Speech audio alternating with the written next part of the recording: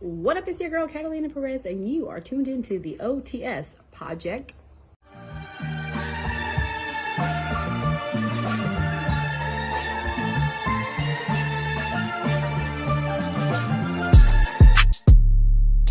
All right, ladies and gentlemen, I have absolutely no fun story. My fun story this week is I am fucking sick, so I am not having a good time. Mr. Theo, what's going on with you, though? I'm tired. We're still on our overtime work schedule, so I'm still just tired. That's all it is. Yeah, seems like the Cosmos boys are not having a great time. No. Yeah, on my end, I'm sick. I'm kind of getting over it, but it's still there. Especially because, like, I don't know if this happens for you, but for me, when I get sick, like, obviously your sinuses are kind of inflamed and shit. So my teeth are always just, like, hurting. My gums are hurting. Like, all that shit. So, yeah. Like, right here hurts. But then also, like, all this, my jaw and everything is just, like, I want to punch a wall. So, not having a good time. Especially, too, we had Dolly. Dolly's got she got a UTI. So that was a fun thing. I had to take her to the vet in the middle of having a fucking cold myself and deal with that. So, hasn't been a fun week. That's what I could say. Yeah, it has been quite a shit week, I think, for the both of us. I've just been feeling most of my day is pretty much just going towards work, and I just get home and I eat and I sleep, and that's pretty much my day. I was lucky to catch the new Fallout episode last night, but we'll get a little bit. Bro, I haven't. That I'm later in the pod. I'm like 2 weeks behind. So, Damn. yeah, the note that I put there isn't actually for the current series. It's something else. But I did add in here. I want to add a little into our weekly checkup. I added like a little weekly pickup thing. Obviously, again, I'm mainly the collector, but from time to time, you also pick things up. So if there's certain. All right, yeah. So a little weekly pickup here. I got this Elite 124 Motor City machine guns. Alex Shelley, Chris Sabin. It's got a blurry. There we go. Better shot. Yeah. So that's my weekly pickup. I'm super excited to have my favorite tag team of all time, which I also already technically had because they did get TNA figures. So this was part of the reason I wanted to get them. Was I definitely wanted to like put them all together, which is pretty cool. So. Now you can do Alex Shelley and Alex Shelley versus Chris Sabin and Chris Sabin. That's true. I could. But yeah. All right. Let's go to our let's go to Song of the Week.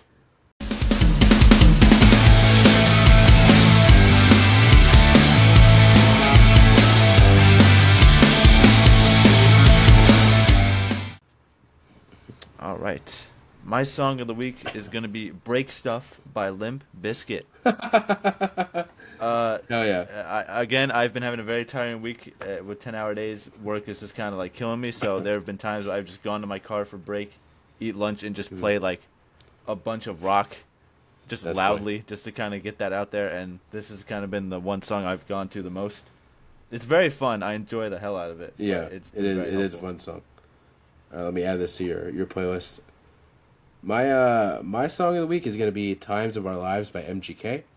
That's a song that he said he made in 2018, but it never came out, and then some fans, I guess, leaked it or something like that, so he ended up just kind of forgetting about it, but then more recently he ended up releasing it, and it's a great song. I think it's great.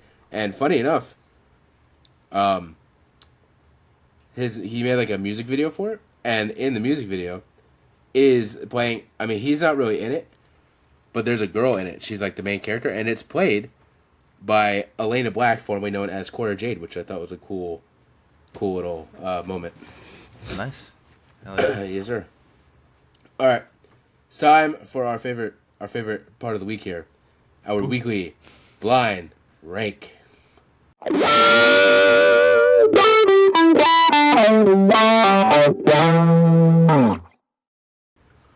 All right. You want me to go first? I can go first. Who went first last week? I feel like you might have. I think. All right, so go for it. All right. Last week, I believe you gave me different Jedis to blind rank. This week, I'm gonna go a little bit similar here. I'm gonna give you Mandalorians to blind rank. All right. First one we're gonna start off here is with Jango Fett. Ooh, Jango Fett. You know, I really fuck with Jango Fett. I will say maybe this is part of being a prequel kid, other than a OT kid. I always preferred Jango Fett over Boba Fett originally. Maybe not so much now because we've actually gotten some story with Boba Fett. But as a kid, at least, I always thought Jango Fett just looked cooler. I thought the silver and blue looked cooler than like the green it's and a brown. very clean look. Yeah. And you just do get to kind of spend more time with Jango Fett than really you do Boba Fett, even if it's one movie. So I'll put him in the middle spot. I'll put him in the 3. There's definitely people I like more, but he's definitely one that I probably honestly probably the first Mandalorian that I actually fucked with. So Next up, we got Bo-Katan. ooh, Bo-Katan, she's going in the 2 spot. She's goated. One of the best Mandalorian characters there could be, man. She's so good in Clone Wars and in The Mandalorian and whatnot. She's overall just really, really a great character. So 2 is a good spot. Next up, we got the man of the name himself, Din Djarin. That's my number 1 spot. He's goated, bro. He's so good. Great character. Really, honestly, you have to give respect because I feel like he really introduced the idea of the Mandalorians to really the mainstream world. You know what I'm saying? Like, Mandalorians have obviously always been a part of Star Wars, but they've definitely been a more niche part of Star Wars. More you got to be a diehard fan and watch Clone Wars to really get, like, full explanations on the Mandalorians and stuff like that. His show definitely introduced the main world, you know, to this kind of subject. So, yeah, and he's just a great character overall in all seasons. Season 3 obviously wasn't as good as the other 2 seasons, but anytime he shows up, there's going to be some goosebumps on my arm for sure. So he's my number 1. At the number 4, we've got Sabine Wren. Fuck. I thought about that right as you were going to say. I'm like, oh shit, Sabine's a Mandalorian. Fuck. All right, well, she's gonna go in the 4 spot, but if I had free will, she'd probably go in the 2 spot. I'd probably just knock Bo-Katan and Jango Fett down one. She would go in the 2 spot. Great character. One of my favorite rebels out of that show. She's probably my 3rd favorite on the team. Obviously, Kanan and Ezra, and then Sabine. Right. Just such a great character. Her arc in Rebels is great. The whole Darksaber stuff, dude. That's some of my favorite stuff in Rebels, and the stuff with her family in general was great. And then honestly, there's probably some people that don't care for it, but I feel like I liked her even more in the Ahsoka show. I thought she was such a good character, such a fun character, and had a really deep kind of story about being, technically like being a Padawan and like her master kind of doesn't fuck with her in a sense, and what I'm saying, it's just a really overall great character, and I'm super excited to see what happens with her in season 2 of the Ahsoka show because yeah, definitely one of my favorites. So has to go in the 4 spot, but I would definitely put her in the 2 spot if I could. And then finally, of course, we've got the first ever Mandalorian, Boba Fett. Yeah, I'm okay with that. I do like Boba Fett. I obviously don't dislike him. Maybe it's a hot take to let him be in the 5 spot, but I'm okay with it. He was never like my favorite. But again, that's because like as a kid, like for the original trilogy kids, right, that love him, they only loved him because he was the first of its kind and they were introduced to him. Not because he was super, super cool. Like, yeah, he does have aura, but like again, in Return of the Jedi, he gets jobbed the fuck out by, Luke's lightsaber and shit. So, like, the OT kids, I can understand them loving him because that's the first time they see this type of character and stuff. But again, for me, I don't necessarily have that connection because really my first Mandalorian seeing was Jango Fett. So, like, I have more of a favoritism towards Jango Fett. So, yeah, I'm okay with it. Boba Fett's a great character, especially, the show was kind of iffy, but I still enjoyed, like, parts of it and stuff like that. So I do like that he has more character and more of a story. But, yeah, I'm okay with him being in the 5 spot. But if I had to re-rank this, Mando at 1, Sabine at 2, Bo-Katan at 3, Jango at 4, and Boba at 5. Yeah. Solid list. Yeah. I'm very glad I kept Sabine right after Jin. I knew that was going to get you. Yeah, it cooked me. I completely kind of slipped my mind that she would have been on that list, to be honest with you. Yeah. So, how would you rank it, though? Ooh. Man. I've always kind of grown up. Well, originally when I was a kid watching this stuff, I obviously prefer like the prequels and stuff like that. But for a good portion of my life and as a fan of Star Wars, I've always preferred the original trilogy. So I think Boba's kind of got to go with the 1 spot. He's just got so much aura to him. It's crazy. Yeah. I think I got to put Bo-Katan at the 2. I love Bo-Katan so much. I think she's an incredible character. I've really enjoyed everything that she's kind of been in. It's always good stuff with her. Ooh. I think I might go Django at 3. Ooh. He's probably gonna be in the same spot for me. I really fuck with Django. Django is just such a cool character, and he looks so cool, and it's so clean. But there's just not that much story to him. Where it's just that coolness is really kind of the value is a lot for Django. And then, this might be a bit of a hot take. I think I'm gonna put Sabine at the 4 spot. Actually, you know what? No, I'm gonna put Din at the 4. I'm gonna put Sabine at the 5. Do you want to die? I'll put Din at the 4. I think Din is a really, really cool character. I think as cool as Sabine is, her story is kind of fluctuated a little bit for me with the Ahsoka show. I don't know if I was fucking with her that much, but in Rebels, I mean, she's one of the coolest characters for sure. She has a lot of great storylines in there, so they're all cool. They're all badasses. That's what, They all have that crazy comes aura. with the territory of being a Mandalorian. It's like that's what you get. You put on that helmet and you just gain 10,000 aura points. Yeah, it's automatic. You can't lose with that helmet on. All right, so my blind rank this tomorrow, as we're recording this tomorrow, our top 5 Lego sets episode will be dropping, which is a nice little kind of trip down nostalgia lane a little bit, and a little more recent as well. So I figured on a back to the 2000s scale here for blind ranking this week, Mr. Theo, I'm going to have you blind rank childhood toys. Okay. I'm picking up what you're putting down. All right. So starting at the 1 is going to be the aforementioned Lego. Damn. It's hard not to already put that at the 1 spot. I'm a big Lego fan. Mm.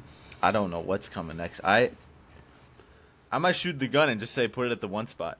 I'm going to be honest. Well, it is hard because these are obviously toys I played with, and I'm assuming you played with. I'm not sure if you I can name something off. You could be like, never heard of that, or I know what that is, but we didn't have that. So I went off of 5 things that I'm pretty sure you've had at some point. So okay, I'm gonna stick with the Legos at the 1 though. That shit's iconic. Yeah.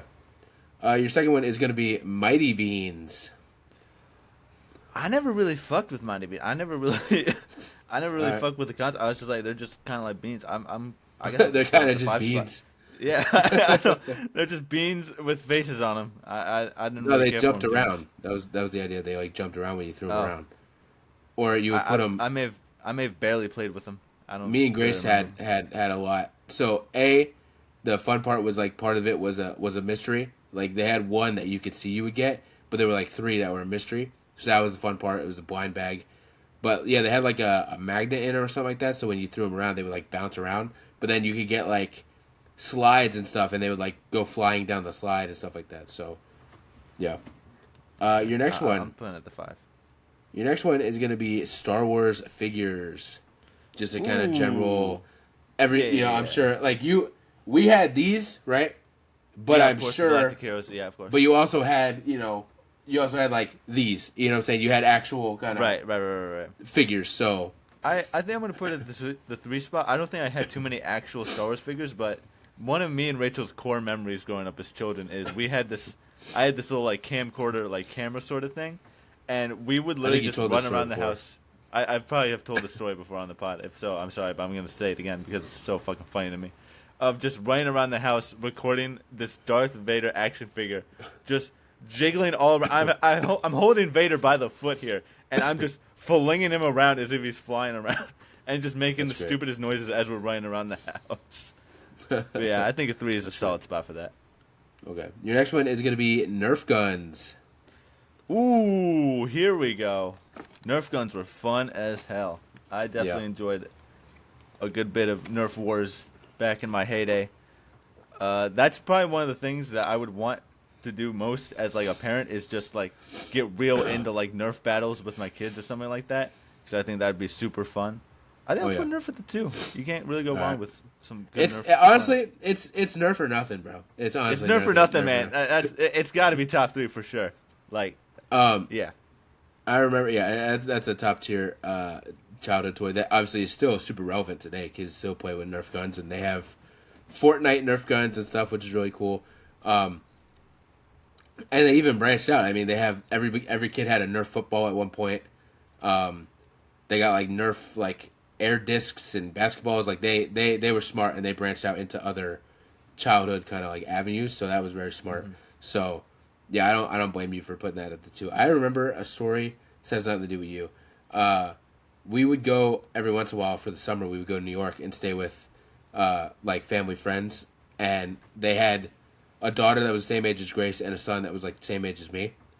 And so we would go there for like the summer or like 2 weeks out of the summer, and we would like stay in their basement and stuff like that. And I remember the 4 kids, we would have the most legendary Nerf wars in existence, bro. Like we'd be like diving down the stairs of the basement and shit, just trying. It was so fun. It was so fun. I remember one time, Nerf or nothing. You got to put your all into it. There was one time we were there, and like I woke up with like pink eye. Like somehow I had gotten pink eye. Somebody fucking farted in my face. I got pink eye, right?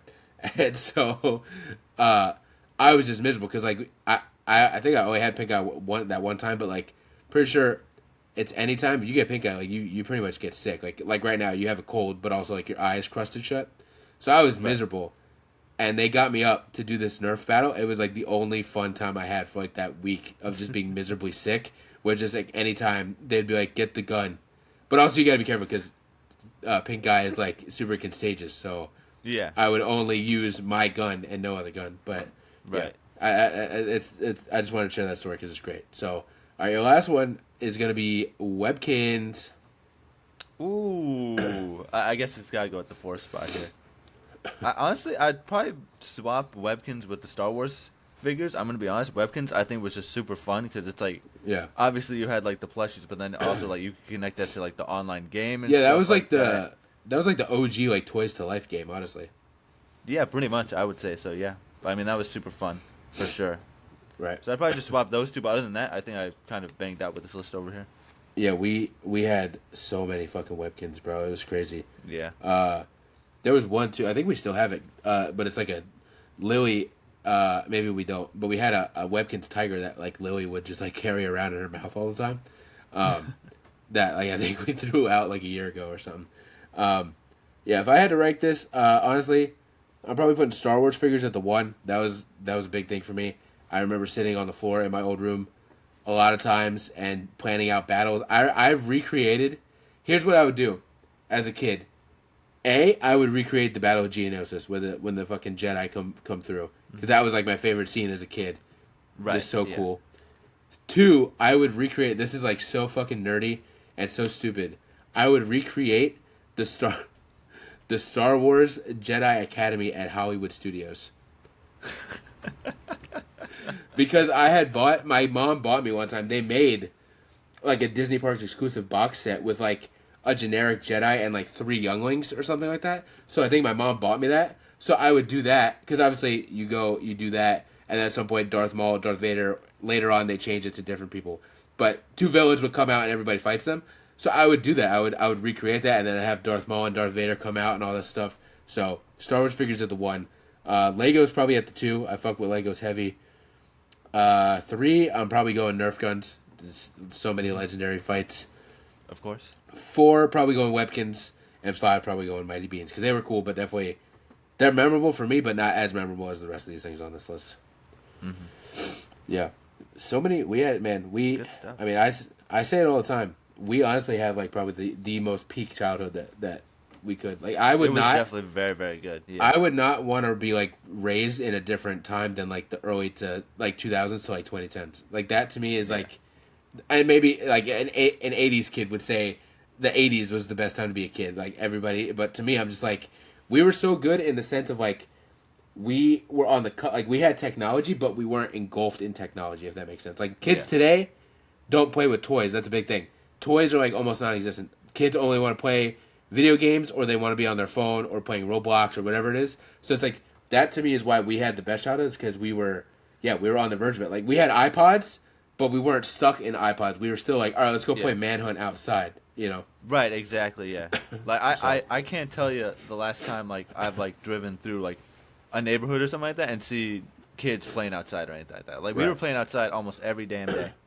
Had a basketball hoop. We were playing basketball, playing Manhunt. We were in the pool, doing all this stuff. Like now, I'm sure kids still go in the pool, but they've got their phones in their hand, taking Snapchats the whole time and all that stuff. It's like, Right. nah, bro. Me and Theo would go in the pool as kids, and all we would have is like some diving sticks and playing Marco sticks. Polo.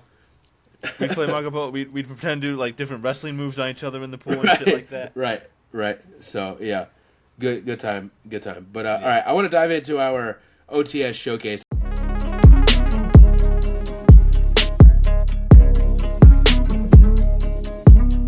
I'm trying to make it more of a thing, I guess you could say. Because there's a lot. I was thinking there's a lot of people. We obviously showcased the Wind Dragon last week, which was great.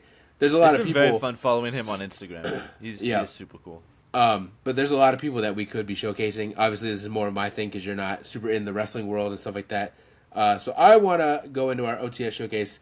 I want to showcase Mr. Daniel Starling. This is somebody in Florida who is honestly one of the best wrestlers in Florida. Honestly, probably one of the best unsigned wrestlers in the world right now. But one of the best in Florida. Let me send you his Instagram real quick. I think I already found it. Okay, probably, yeah. He's got, it's like a photo of him in glasses in a suit. Yeah, suit. Yeah, I see it. That's him. I've known Daniel Starling since, like, 2019. I think that's when he kind of debuted.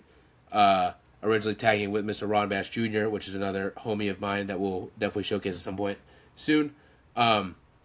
He's just great. So good. I will say, on a personal level, I do feel like Daniel Starling does not fuck with me on a personal level. I've always gotten kind of a weird vibe. So, Starling, if you're watching this, bro, maybe we can course correct that. But on a professional level, he's great. He's incredible. And honestly, very slept on. People do not want to use this guy in a way that they should. Because he's literally one of the best. I actually ended up, funny enough, working a match with him. Not managing. I actually wrestled a match with him because we did something at the establishment one time where we did something at the establishment. I don't even remember fully what it was, but basically I ended up in a tag match against him and Tyler Uriah. So I did technically wrestle Daniel Starling. They didn't let us go to our full potential, or else we would have created a Unbreakable 2005 situation and would have burned the whole internet down. I do remember one time though, Elias, like we were in the heat, and Elias pulled the referee away, and I was on the apron, and I pulled Starling back in, and I grabbed him by the hair. And I just heard him go, "Watch the hair, brother." And so then I just started choking him instead. But yeah, that'll be our showcase. Go check out Daniel Starling. He's great. Incredible wrestler, and definitely needs more attention. Hell yeah. Yes, sir. All right, we got some news. We got a lot of news this week. Let's dive on into it.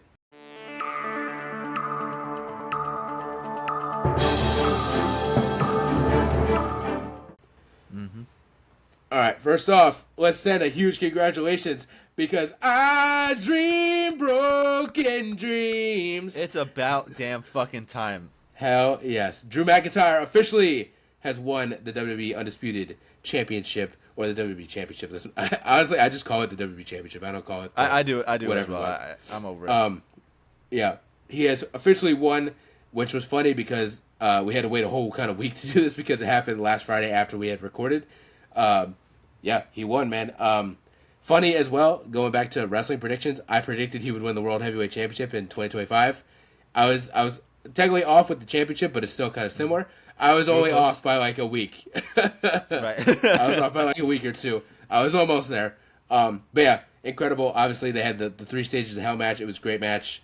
Yeah, and I was watching it, and in my head, I go, man, I doubt that they're going to switch the title, A, this close to WrestleMania, and B, on a SmackDown. Even though they were in England or whatever, I was like, I want it to happen, but I just, logistically, I don't necessarily see it happening. And then they got to the 3rd match, and I was like, all right, it's now or never. They had a banger. Cody hit a fucking Cody cutter off the middle of the cage, which was sick. He was like a fucking spider monkey. He's like Spider-Man, leaping off that cage, bro. Then Jacob Fatu came out, and I went, oh, okay, well, here we go. This is the end. I figured Jacob Fatu was going to, cost Drew, and Cody was going to climb out of the cage. And the opposite happened. He attacked Drew. Cody got involved as the good man that he is. He doesn't want to win on a tainted win. So he pulls Jacob off. They start fighting, and Drew looks at the door and starts sliding his way over. And I was sitting right here, and I was like, oh, shit. And I was like, go. And he fell out of the cage. and I lost my shit, man. So fucking awesome. Well deserved over the years. He deserved his moment in front of the crowd. He deserves to be champion in front of the crowd. Now he finally gets to have that. He's somebody that I got to luckily work with a little bit in Evolve and stuff like that when he was on the Indies again. And I've shown it to you. He follows me on Twitter, and that's because we did an Evolve show in Orlando, and I think it was like Royal Rumble weekend 2016 or something like that. And he was there. He wrestled, and then the show was over. He left, and me and Billy were going across the street to the Rumble. We had tickets to the show, and so we're packing up. We're getting ready to leave, and I noticed a trench coat is like sitting in the locker room, and I'm like, well, all the talent's gone, so what the hell? So I look at it, I go, oh, this is Drew's trench coat. I'm like, oh shit, because the big thing was that he did that match, and then he was flying straight to the UK for like a month. He had like a month-long tour of companies he was working for in the UK. Right. Clearly, he would need his entrance jacket. It's a pretty big deal. So I didn't have any context, so I posted the photo on Twitter, and I was like, hey, at Drew, you left your jacket in the locker room here, man. And he instantly followed me and messaged me. It was like, he was like, what's your cell phone number? And so I sent him my cell phone number, and I got a phone call from one Drew McIntyre, and I was sitting on the phone with him, and he was like, dude, holy shit, you've saved my fucking life. I'm like 10 minutes from the venue. I'm coming back. Just let me know where you are, and I'll come pick this thing up. So he came and picked it up, gave me a big hug, and was like, you're the fucking man, bro. Thank you so much. You saved my life. And drove off into the sunset and went and did his tour. So he still follows me, which is pretty cool. And technically, I could have his number, but that was like 10 years ago at this point. So Right, yeah. I didn't save the number, but I was on a phone call with Drew McIntyre one time. And honestly, the cool part is, A, he still follows me, but B, every time after that I saw, I made an impact because every time after that I saw him, he came over and gave me like the biggest handshake and was like, how have you been, dude? Like actually took time to sit and talk with me and stuff. That was the coolest payoff that I could get out of that. So super happy for him. That's I'm awesome, always man. going to support him. Always going Right. to support that man. He's awesome, man. I'm very glad he finally won. I was talking to my coworker about it, like a day or two before the match, and obviously my coworker, he was just like, "They're not gonna do it, man. They're not gonna pull the trigger. It's too close to Rumble. It's too close to Mania. They're not gonna pull the trigger now." And there was this weird feeling. I was like, I don't know, man. If it was like a PLE, I know Drew's been screwed time and time again. If it was a PLE match, I'd probably agree with you. But this is on a SmackDown. I don't know, man. I had a little bit of a feeling that he was going to win. I'm very happy that he did because that was an awesome match. Great way to win. Yeah. Very happy he's won. Hopefully he holds on to that thing for a good while because I think he could do some awesome stuff with it. I hope so too. Next up, we got Hans Zimmer has officially been announced to be doing the music for the Harry Potter HBO show, which is great. Obviously, he's one of the best, if not the best, composer in the world. So them getting him to lock in and do that is going to be super, super good. Hopefully, and I'd imagine it's still going to have a very similar vibe to the original John Williams kind of music, Right. that stuff. So I would imagine he's going to pay tribute while also putting his own Hans Zimmer, Christian Bale, Zimmer sauce. Batman level of fuckery into that. So Right. the Zimmer sauce is crazy. That's what it is, man. It's the sauce. I guess so. We got another Doomsday kind of teaser, a little trailer here that we kind of talked about last week that had been leaked, but now it's officially playing in theaters. This one's definitely the least hyped out of all of them, but it's still good. It focuses on the Wakandans, the Talokans, and the Fantastic Four. What'd you think of that little thing at the end that I told you you'd probably like? It was kind of fun. I kind of fun with it. I mean, it's classic Ben Grimmness. Right. But yeah, there's not too much. I will say Shuri definitely seems very, very dark.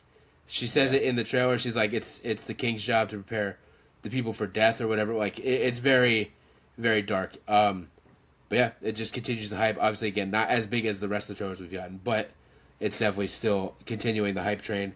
And we'll have to see what's to come next. Are we going to get a full trailer? Are we going to get another short thing focused on Doom? I would hope. So it'll be intrigued. And the Russo brothers did say that they said something like, these aren't trailers, these are hints or something like that. So I'm like, oh, all right. Somehow they're all interconnected here, I'm assuming. So it'll be intriguing to see. The Super Bowl is like a few weeks away. We could get something then for sure. That is true. So we'll have to see. We will stay on Doomsday Trailer Watch, and we will report to you guys Fallout series. This does not include the series that we were talking about because I said I am kind of 2 weeks behind. I haven't been watching much TV recently. This has to go with the fact that I saw this right before we started recording. They've ordered a new Fallout series for Amazon. Now I know they are working on a kind of like reality show kind of Fallout thing. So I'm not sure if that's what that was including. But I'm assuming not. So I'm going to assume this is going to be some sort of Fallout spin-off. So that's definitely interesting. Okay. We'll have to see. I wonder what that could be about. Right. We'll have to see. It's going to be Fallout 76. It's just going to be about a bunch of people struggling to figure out how to build a wall. Great. That's going to be so much fun. Right. We need a spin-off show just about the robots at the White Springs. That's what we need. Oh, the White Springs show? That would be kind of fun. That'd be kind of fun. There's a lot of mystery around that. That could be cool. Yeah. That's true. So yeah, we'll have to stay on Fallout series spin-off watch as well and report back to you guys when we get more info on what that will be. This next one I'm going to let you take because I've heard of this, but I'm assuming you may have more info. I am the one that written this in. There is quite a bit of rumor stirring about, also related to the Fallout series, that both New Vegas and Fallout 3 are soon to begin remasters as Oblivion had, I think, last year. It is going crazy. I think there were some Steam leaks going around. There was a bunch of news popping up about it.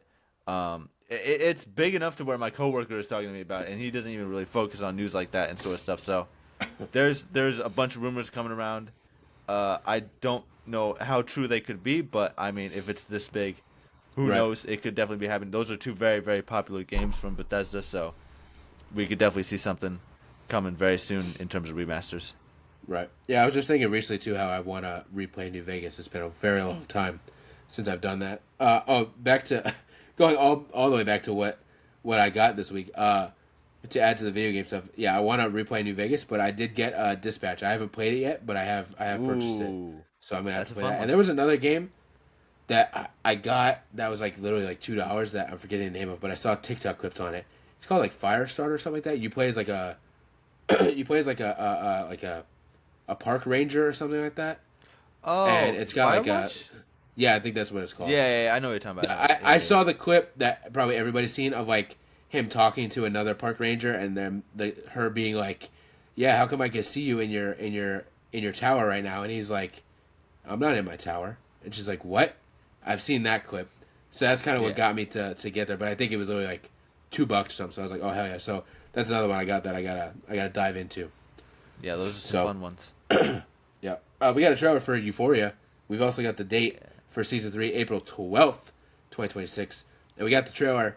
I don't know. I'm gonna let you dive in because you're also more recently into the Euphoria verse here.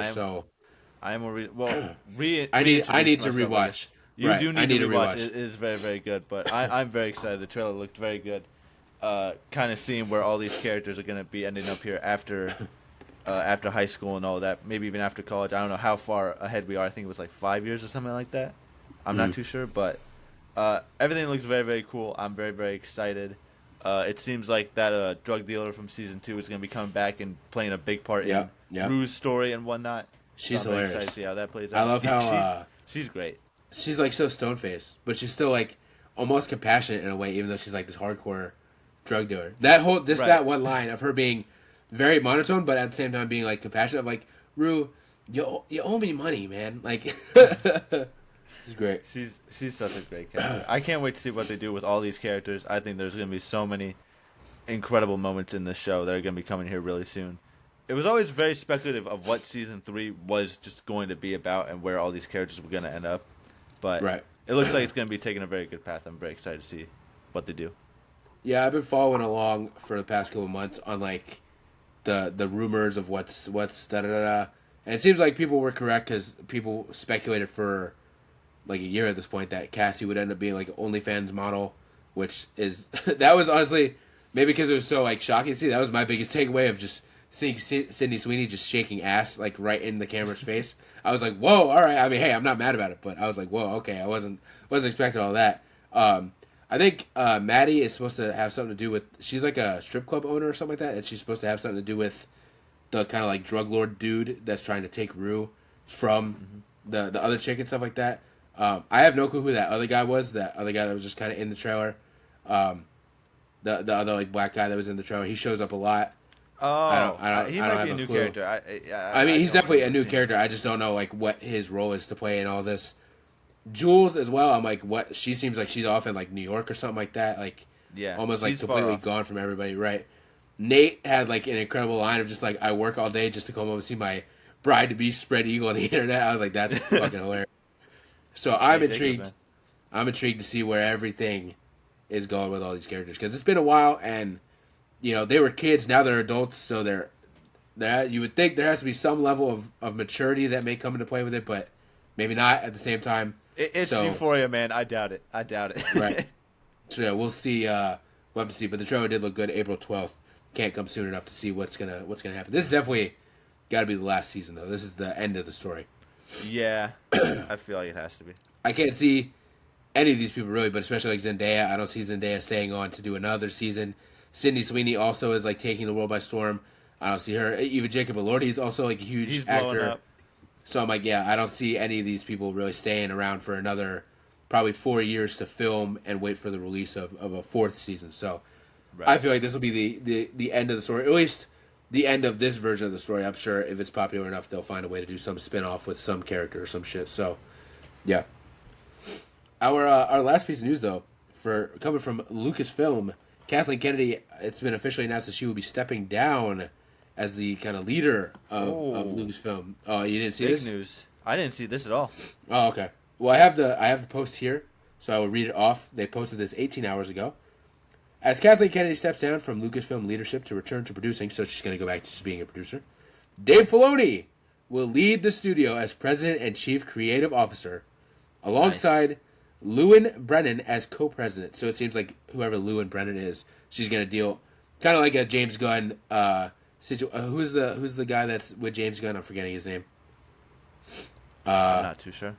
Shit. All right. Well, it's going to be one of those things where Filoni is going to be in charge of the creative side of things, and Lewin Brennan will be in charge of more of the business, money kind of side of things. So, Okay. yeah, I'm super excited. This is what people have wanted for years. They wanted Dave Filoni to take over the reins, and it seems like that's the truth. Obviously, he's pretty much the predecessor to George Lucas. He's been taught everything by George Lucas. But I do want to say, obviously, people are going to be having a Naboo celebration level of party in the streets for this. I knew I heard fireworks out yesterday. I knew I heard fireworks. Right.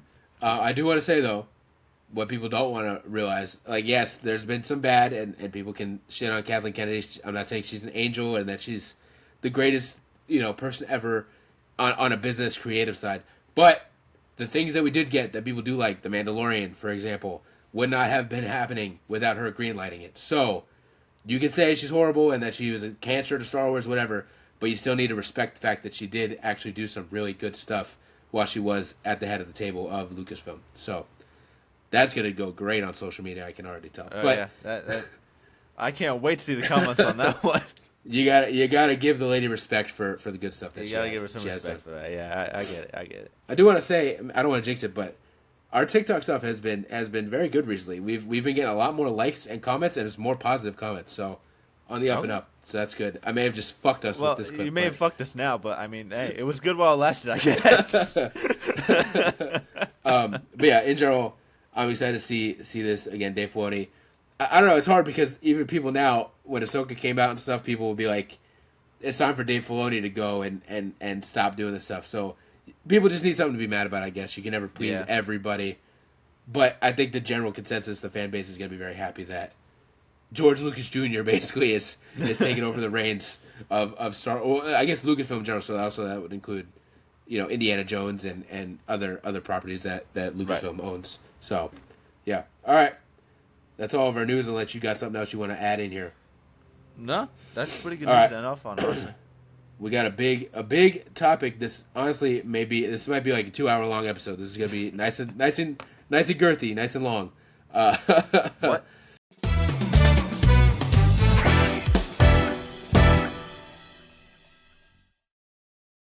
We're gonna predict the full WrestleMania cards. I did not divvy this up into night 1 and night 2. I just put 14 matches on a notes app and just kind of moved on. So I don't even have 14 matches. I literally just I saw all the championships and I was like, okay, let's just do that. Okay. Because I can't even like go that deep into it. This All right. Well, I went that deep into it. I just didn't split it up by nights. But we're in January right now, January 16th. So we are like 3 months away from WrestleMania. But I figured let's do this before we find out who the Royal Rumble winners are, who the Elimination Chamber winners are, and maybe closer to WrestleMania we'll do another version of this with maybe a more accurate once we know where things are going. But yeah, we're gonna rip it right off. I got 14 matches, so I'll let you go first because obviously my version is gonna be probably a lot longer. So I'll let you dive in. I do actually have a few little tidbits before we really get into the match here. I got two little tidbits that I want to discuss about WrestleMania 42, and that's gonna be. What do we think the stage is? Do we think the stage is going to look good or not? Or what's the song going to be for the main theme song for WrestleMania 42? Because those are important aspects as well. I think the stage... I loved last year's stage. I thought last year's stage was great. I thought it looked great. I liked the seats that were on like the second level of the stage. I thought that was cool. My biggest concern is that they're not going to change it up. They're just going to reuse the same stage. That's what I've been thinking as well. That's what I've been thinking as well. I feel like they'll change it up. I feel like they'll change it up. They know how important it is to people to have like that WrestleMania stage, so I feel like they're going to want to do something different. I think it'll look good. Again, I liked last year, so I think if they stay on track with that, it'll be good. Okay. And then the song-wise, you are far more well versed in the discography of The Weeknd, who will probably again be the theme song man of WrestleMania. I feel like they may have already. I could be wrong. Let me just look up. I feel like they could have already announced this. Oh, let me just double check. Well, last year I don't think the Weeknd did last year's thing. Didn't he? Wasn't it Timeless? Oh, maybe it was. Oh yeah. It's saying here because they've been using this in the commercials that "Back in the Saddle" by Aerosmith and Youngblood is the official theme song. Oh. Okay. But I could see them using because they normally have more than one. Like they have one and then they'll have like another one that they kind of play. Fuck! I gotta look at like his kind of discography real quick, or at least probably his more recent album. It's gotta be someone new, I feel like. Right. All right. Hurry Up Tomorrow. Ooh, Wake Me Up would be a fun one. That one's pretty upbeat. There is a song called "Enjoy the Show" as well, which I feel like could probably work. I mean, that doesn't get more simple. So fucking funny if they used that one, just with the whole Triple H. Are you enjoying the show? Did you enjoy the show? Did you enjoy the show? Yeah, so I'd say one of those two maybe would be the ones. All right. In terms of matches, I've got pretty much every title here represented because I mean it's 14 matches. You would think that all the titles would be represented, but then again, I will. They didn't have the SmackDown tag titles on last year, so as you go through, I'll give my because I obviously also have the titles listed, so I'll give mine, and then any extra matches I'll add at the end. Okay. Yeah. Starting off here with the WWE title, obviously main event of night 2. I'm going to predict that it's going to be Drew McIntyre versus Cody Rhodes versus Jacob Fatu in a triple threat match for the WWE title. All right, I have a similar match, almost identical. I predict that night 2 main event will be Drew McIntyre versus Cody Rhodes versus Roman Reigns. Yeah, I can. That name is being thrown around a lot. I can definitely see that being the case. I just think that I feel like they really should cash in on Jacob Fatu, especially with him now being involved in the storyline and whatnot. If he were to go on to win the Royal Rumble, that would be super cool to see. Yeah, I can see it. All right. World Heavyweight Championship. Clean main simple. Event night 1. Main event night 1. That's going to be CM Punk and Braun Breaker. I can already see that being the case 100%. That's my pick. That storyline is happening. It's very, very good. It's some of the best storyline we got going on right now, and I think they could absolutely tear the house down for that match. Yeah. Braun Breaker obviously winning the championship would be super, super cool. I'm a big fan of his. Yeah. Oh, shit. Uh-oh. This is terrible. I put for the You Women's double World book somebody? Heavyweight Championship. No, I I didn't book anybody. It's Stephanie Vaquer versus nobody. Oh. I guess in terms of this list, Stephanie Vaquer will not be defending her championship at WrestleMania. I mean, I'll give mine. I think You give yours. I don't. I think Stephanie That's Vaquer so terrible. will. I think she will be defending the Women's World Heavyweight Championship against Liv Morgan. I think that'll be the move. Ooh.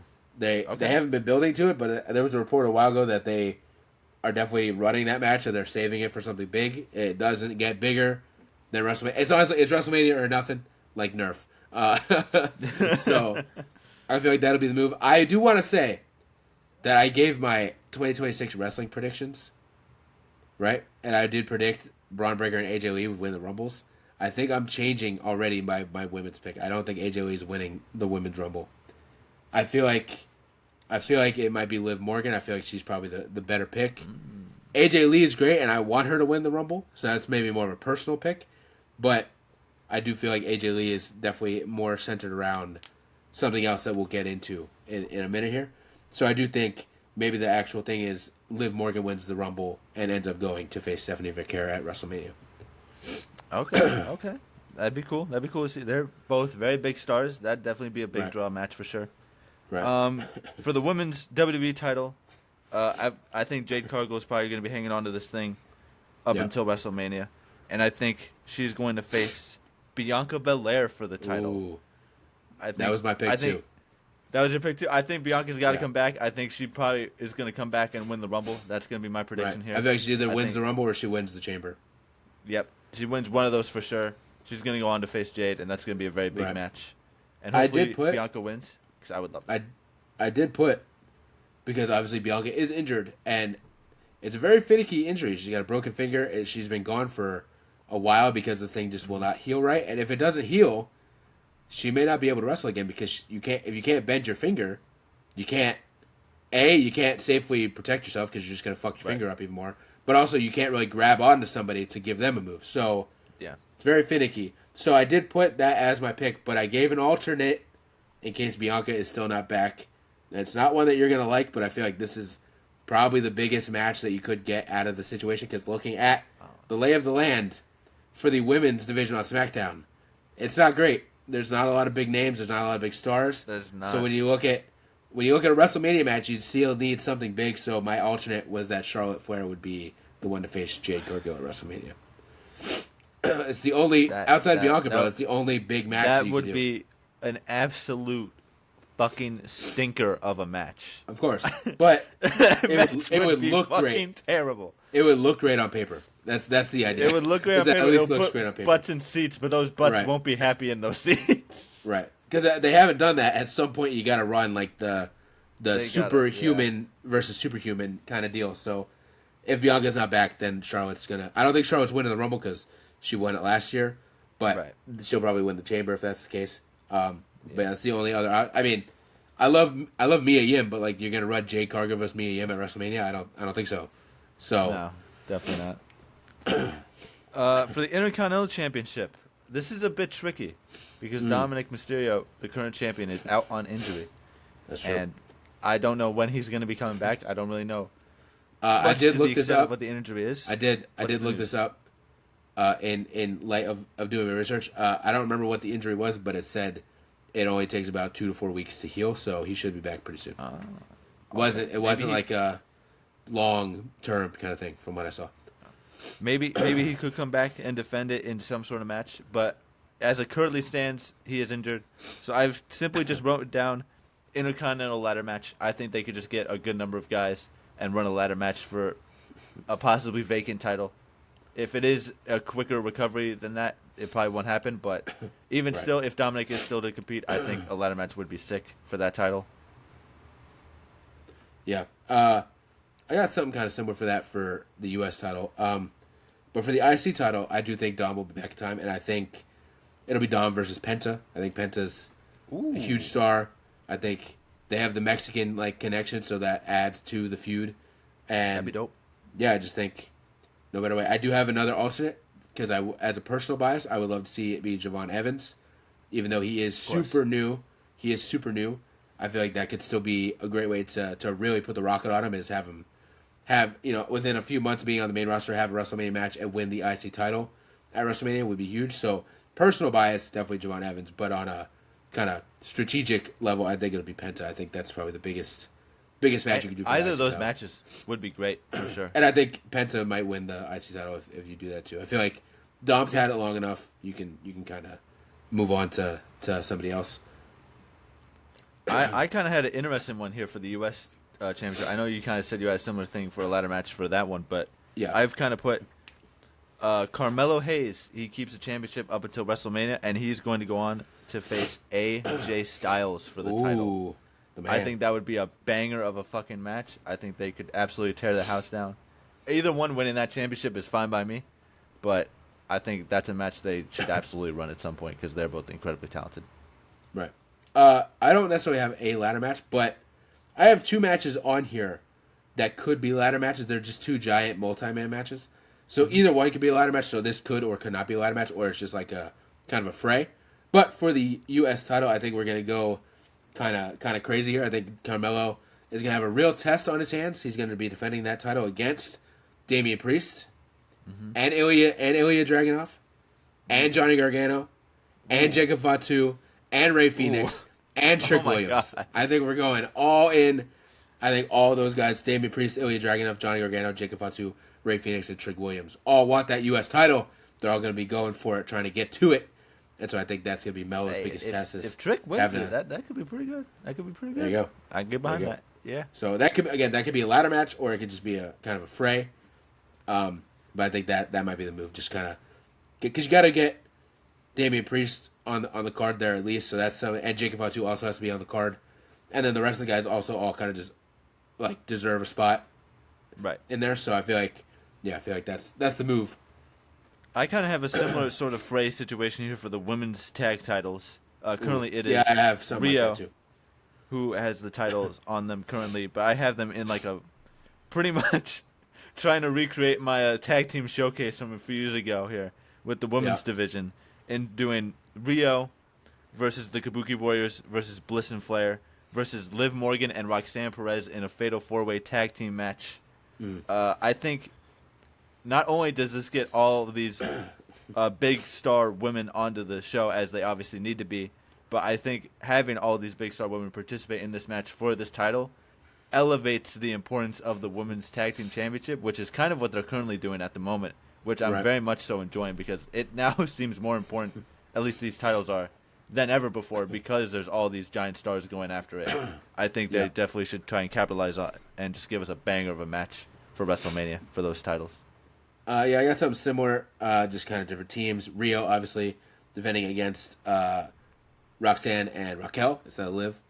Kabuki Warriors, Nia and Lash Legend, and Bailey and Lyra. That's my prediction. And same thing with you, though. It's just like a giant tag turmoil bullshit match. Right, yeah. Let's see. The Raw Tag Team Championships, that's going to be the Usos, who currently still have the titles. And I think I may have cooked with this one. I don't know. You could tell me. Right. They're going to be facing Javon Evans and Leon Slater. Ooh, okay. I think they could see a possible WrestleMania turn. I know Leon is currently running around with Javon Evans on the UK tour that they're currently doing. So I think even a call up, because I know Javon Evans is already getting called up, or has already gotten called up technically, but I think they could really pull the trigger on that and give us a banger of a tag team match for those titles. That'd be sick. Yeah, that would be sick. I would love to see that. My pick, though, is a little different. Usos are going to defend it against Division's Bronson Reed and Logan Paul. I think that's the move. You got to get Logan Paul in there somewhere. So I feel like that's probably the bigger option is to have them go against Bronson Reed and Logan Paul. Especially if that comes out to a storyline of where, like, Braun wins the world championship, they win the tag team championship. Right. Division's got just all the gold. holding titles and stuff like that. Yeah, I could definitely see that. It could even be Bronson Reed and Austin Theory. That could also be a tag team there. Yeah, I just put Logan Paul because you gotta get Logan Paul on the card somewhere. Yeah. So I get it. And it saves us from having to have a Logan Paul singles match on WrestleMania. He could be in the mid card title match maybe. Yeah, or at least one of them could be. One of them. And then let's see, what do we got next? Oh yeah, the SmackDown Tag Team Championships. That's pretty simple. I think that's going to be White 6 versus MFT. I don't think there's really many other tag teams in the SmackDown division, honestly. I think those two are kind of the biggest right there. I think especially if that kind of leads into a whole like a faction war pretty much, I think they could run that. Yeah, I went totally different. I mean, I get what you're saying because that's clearly where they're building to, but I could see that being on Rumble or on Elimination Chamber or something like that. I think they're going for the three-peat. I think we're getting a tag team ladder chaos match like we got on, unfortunately, the SmackDown. What was it, SmackDown after WrestleMania last year? SmackDown after WrestleMania, yes. And then we got on SummerSlam, the same deal. I think we're going for the Holy Trinity. I think the Wyatt Six are defending against Motor City, Fraxium, the Street Profits, and instead of DIY, because Tommaso Ciampa's gone, it's going to be the MFT. I mean, I'd love to see it. That was a great I just match need Motor City on SmackDown. fucking WrestleMania, dog. I just gotta need be on my there. team. Fraxium has to be on there. Right. Street Profits definitely got to be on there. Right. There's So a lot I of feel good like tag teams that they could definitely do get the on there. the Holy Trinity, run it back at WrestleMania like Do it it should have right. been last year. Do it right. Right. Yeah. Like it should have been last year. And yeah, go crazy. So that's my SmackDown tag title pick. Women's Intercontinental title, I've got Becky versus Lyra versus Bayley. I think you just run that three-peat. Pretty simple. There's a lot of history between those three. It'd be a good match. Yeah. Totally opposite. I think Becky's defending that title against AJ Lee. I feel like that's the subtle story they've been running since WrestlePalooza, since before WrestlePalooza, really. AJ Lee, you're telling me AJ Lee came back and she's not going to be on WrestleMania? Come on now, she has to be on WrestleMania. So I feel like that's where we're finally going to get the match, Becky versus AJ Lee for the women's IC title. So Okay. And finally, the last match I've got here, women's U.S. title match. I've got Julia versus Lash Legend. I think that'd be a banger of a match. Those two are really, really good. And I think Lash Legend is kind of coming up here. I think getting her the U.S. title would be a cool opportunity for her. won't lie to you, I love Julia, but I did not even write down a U.S. title match because ain't no way in hell that poor girl's getting on WrestleMania. So I don't know. I know realistically not every single title is going to be defended on WrestleMania, but I just kind of figured we got all these titles. I might as well do my best here to draft out a scenario where that is the case. I do also have here at the very, very end, I have Joe Hendry is going to return in some capacity, and Shane McMahon is going to return in some capacity. Ooh. And that's it. All right. I feel like that's the segment right there is Joe Hendry and Shane McMahon. Yeah. Could be something there. All right.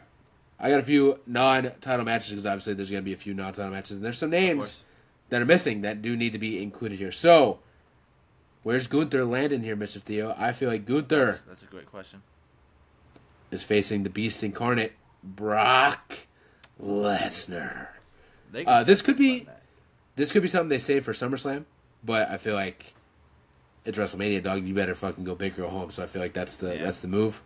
Yeah. I do pick up what you're putting down though with that being a SummerSlam match. I could absolutely see that being the SummerSlam, like main event or something like that. Right. But for especially, I mean, I get it.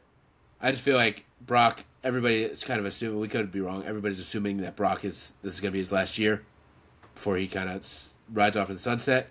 So I feel like my only thing is yes, WrestleMania would be great, but if he faces Gunther, loses to Gunther, I won't care. But like, is that his last match? It's not even fully into the year. You know what I'm saying? So like, right. SummerSlam was probably a bigger pick because it's later in the year, but I don't know. Maybe they fucking run it back, dog. Maybe they do it here. Maybe they do it somewhere else, and then maybe the last match is at SummerSlam, and that's the final one. But I do think that's gonna happen. That's a huge match. That's money right there. Right. Of course. Y'all didn't think I forgot about my GOAT, AJ Styles. Y'all don't think I forgot about my GOAT here. Although I do love Theo's idea about him versus Melo. Very early. I do love the idea of him facing Melo for that IC title or US title, but I think a bigger match, a little history here for AJ's last WrestleMania. We know this is definitely his last WrestleMania. I think we get AJ Styles versus Finn Balor. I think that's what we're running with. Ooh, that'd be dope. That'd be dope for the Bullet Club, yeah. the Bullet Club leaders, Bullet man, Club. coming head to head for the last time on the biggest stage that you could. So I think that's definitely the move. Let's see. I have two more here. We got. Where's Randy Orton going? We gotta get Randy Orton on the card. He almost did make it on the card last year because KO got injured. Luckily he did. So where's Randy Orton fitting here? A lot of people thought maybe last year his mystery opponent would be Aleister Black, and it ended up being Joe Hendry. I think this year we get Randy Orton versus Aleister Black. I think that would be a great match, a dope match for WrestleMania. for sure. I think that'd be awesome. They fit the vibe of that. each other very well. Like, they very well fit the vibe of each other going against each other. So I think that would be really, really sick. And my last one here, where's Sami Zayn, man? We got to get Sami Zayn on the card, right? I wasn't going to put Sami Zayn on the card. Well, my thoughts here are Sami Zayn needs to get on the card somehow, whether Theo likes it or not. He has to wrestle. He's a huge name. I guess. Who's he going to wrestle? Who's he going to wrestle, Mr. Theo? Who do you think he might wrestle? A mop. A mop? Well, how about a bag of milk? Because I think he's going to wrestle Chris Jericho in Chris Jericho's first WrestleMania back. Ooh. I'm not totally against that. Yeah. I'm not totally I feel like that's the move. So, all right, I think that's our WrestleMania cards. Down here. Right.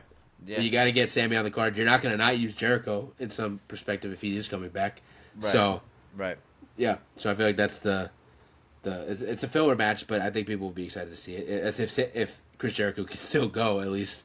So yeah, because I'm not against the idea that he can still go. I think he just let himself go in AEW. I think if he locks in, I think he can still put on some pretty good matches before he retires. So hopefully this will be one of them, because Sammy's a great wrestler. He's an incredible performer. So I do think they could have a really, really good match. Yeah, I think that's our WrestleMania card. You want to add anything, Mr. Theo? Now that I've kind of circulated some other ideas with some non-title matches.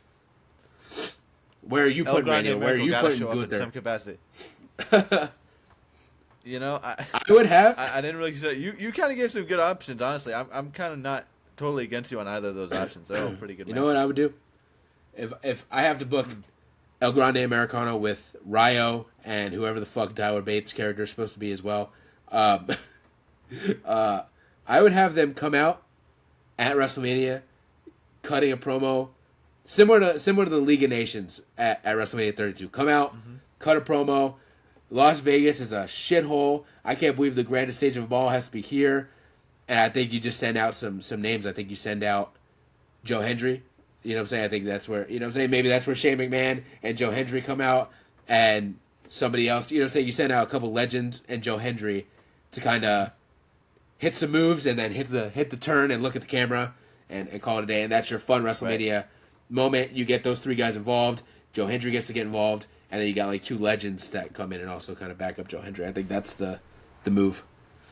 That would be fun. The only problem is that they don't really do fun moments like that anymore. Sadly, that's true. But man, those moments are good. Like that League of Nations one with the New Day and Austin and Shawn and Foley. Yeah, Triple H needs to lock in and do those fun moments. You know, that's what we were waiting for last year too. I remember we were sitting there being like, man, where's going to be like the fun like backstage segment or like in-ring segment with like Stone Cold. I mean, Stone Cold did show up, but like Stone Cold giving fucking Carmelo Hayes a stunner or whatever it is. Like, we needed some good shit. Yeah. That's where WrestleMania was lacking. So hopefully Triple H locks in and gives us something better this year and gives us at least a fun moment on both nights. I think would be great. Yeah, for sure. Especially because like, here's my thoughts too.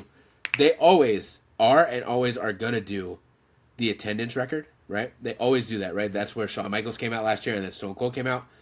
Why in that can't you just do that as a fun segment? Why can't El Grande Americano come out, do their shit, the guys come out, hit the stunners, and as they're celebrating, grab a mic and grab the cue card and be like, we also want to say, you know what I'm saying? Just tie that into the fun moment so you kill, you know what I'm saying? You don't have to make two different segments.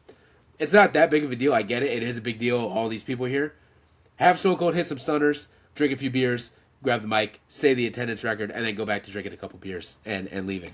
You know, I would just include that into that same segment. Sure. So, yeah. All right, let us know what y'all think. Did we cook? Are we fucking buffoons? Are we idiots? What do y'all think? Leave in the comments what you think is going to happen at WrestleMania. What do you think is going to happen at WrestleMania? What are your matches? What are your thoughts?